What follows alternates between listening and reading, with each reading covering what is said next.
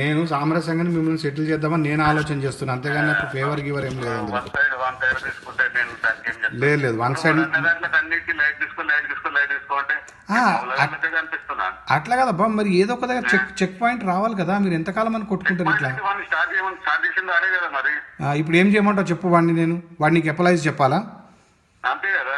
Okay, ఎట్లా ఫోన్లో చెప్పాలా పర్సనల్గా చెప్పాలా? ఏంటంటే ఇప్పుడు వాడు ఒక్కొక్క పాయింట్ ఉన్నది, ఒక్కొక్క పాయింట్ రైజ్ చేసారు కదా, ఒక్కొక్క పాయింట్ ని క్లియర్ చేసుకుంటూ పోతాం.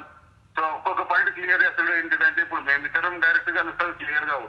సో థర్డ్ పర్సన్ నువ్వు వచ్చి చెక్ చేయి, అన్ని చెక్ చేసిన తర్వాత అదే ఫైనల్ అని చెప్పేసి మనతో ఒక లెటర్ తీసుకో. మళ్ళీ నేను చెక్ చేసిన తర్వాత మళ్ళీ దాంట్లో ఇప్పుడు నేను ఒకవేళ అగ్రి అయిన తర్వాత మళ్ళీ దాంట్లో వేరే డిస్క్రిపెన్సీ ఏమి ఉండొద్దు అని చెప్పి వాళ్ళ నుంచి ఒకటి తీసుకో లెటర్స్.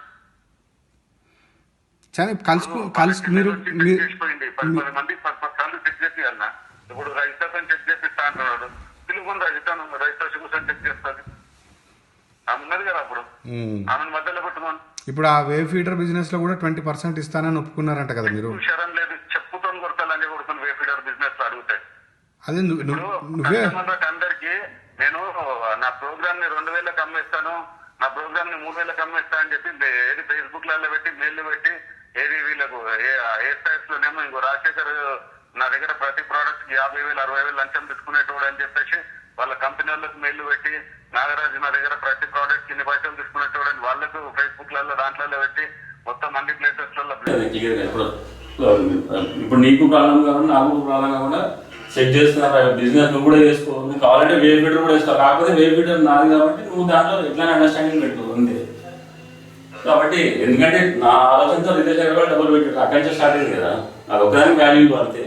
తర్వాత నీ ఇష్టం నువ్వు ఏమైనా చేసుకో, అసలు నాకు నేను చాలా హ్యాపీ కూడా. నేను నువ్వు ఇండిపెండెంట్గా చేసుకుంటే నేను ఇండిపెండెంట్. కావాలంటే నీకు టెక్స్టైల్స్ కూడా అమ్ముకోరా పోయి, నాకు అది నేనే అమ్ముకుంటా, నీ దగ్గర తీసుకొని అమ్ముకుంటారు అంటే కూడా నేను హ్యాపీ కదా. సో నాకు ఏం ప్రాబ్లం లేదు. ఇన్ని ఇయర్స్ నీ వల్ల నేను బెనిఫిట్ అయ్యారు అవి నాకైతే. ఎందుకంటే నేను ఆల్రెడీ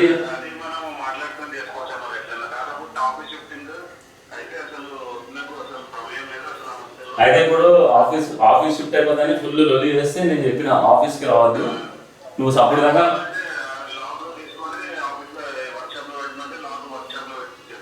వర్క్షాప్ లో పెట్టించేసి కాదు లాక్ మన వాళ్ళకి చెప్పి పక్కన వాళ్ళకి ఇచ్చేసి లేవని చెప్పమని చెప్పేశారు భయ్య, అయిపోతుంది. ఎందుకంటే ఆ లోపల